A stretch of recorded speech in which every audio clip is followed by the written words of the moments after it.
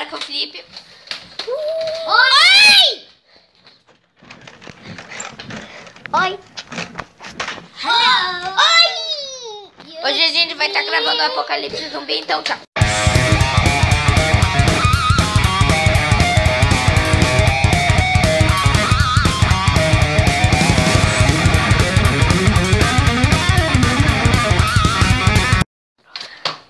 Pedro, vamos buscar suprimento. Tá. Tem sangue aqui. É. A gente tá com pouca munição. A gente perdeu do grupo. Deixa isso aí. Que droga.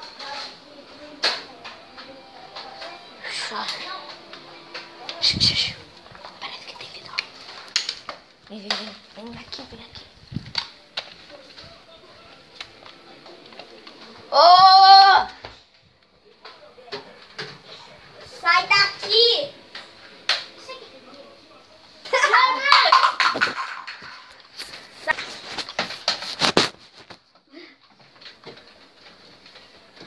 Larga a arma e estamos quites. Você, larga a arma. Não, nunca!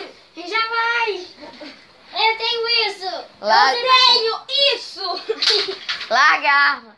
Já larguei. Ok, eu vou pular na morte ou na morte. Vida.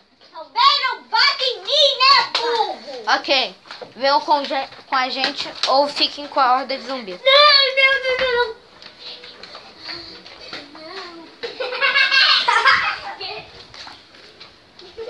Vem logo, vamos.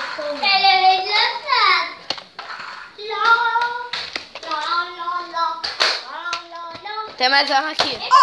Sim, ó, temos granada de amoeba. Granada de amoeba. Mas é pra brinquedo. Não, mas ele é seu burro. Olha, esse tá virando cocô. Levem todas as armas que encontrarem. Isso é uma moeba, sabia? Eu vou fazer minha marca.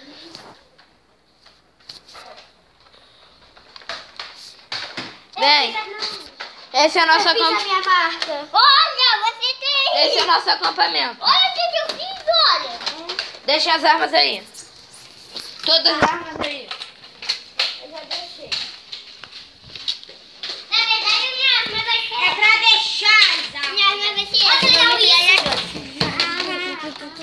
Minha arma vai ser uma metralhadora. Minha arma vai ser essa daqui. Vamos procurar suprimento. Achei já um, meu. Pra emagrecer. Vamos lá. Sai. Bola! Sai. Isso aqui é fácil pra matar zumbi. Alguém quer ficar? Eu quero ficar com isso aqui. Eu quero ficar com esse skate. Ó. A gente tá no meio de uma apocalipse. Tá dando vontade. Deixa isso aí. Nosso acampamento. Eu tenho uma faquinha.